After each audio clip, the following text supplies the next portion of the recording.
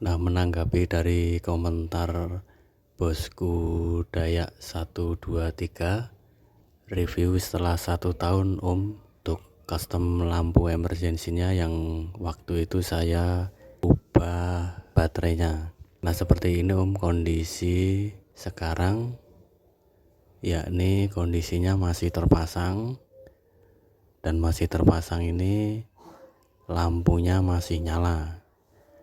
Akan tetapi untuk emergensinya sudah tidak menyala.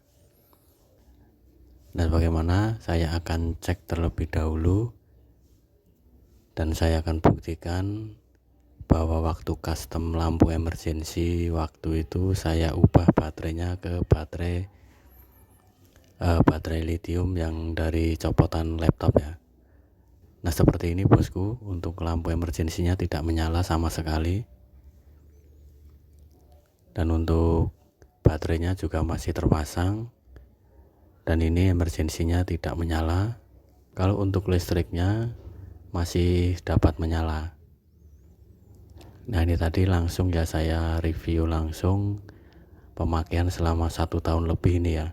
Dan saya rasa emergensinya itu nggak sampai 1 tahun sudah mati, karena setiap hari kami pasang dan kami nyalakan seperti lampu biasa. Kalau untuk harian lampu listriknya masih menyala, dan untuk emergensinya sudah mati. Nah, mungkin ada kelebihan dan ada kekurangannya ya. Tapi kalau untuk harian itu, yang meskipun yang bermerek pun itu, kalau untuk harian emergensinya juga akan kalah. Ada yang bertahan sampai 1 tahun dan ada yang tidak bertahan sampai 1 tahun. Bahkan 6 bulan, 3 bulan, saya perkirakan itu sekitar 3 sampai 1 tahun sudah mati. Nah, untuk yang samping ini masih menyala ya bosku. Nah, ini cara pemakaian saya hanya saya gunakan untuk lampu senter saja. Kalau habis baterainya saya cas, saya nyalakan seperti biasa, lampu biasa. Setelah menyalakan semalam saya matikan, dan kemudian saya lepas, saya ganti dengan lampu yang biasa.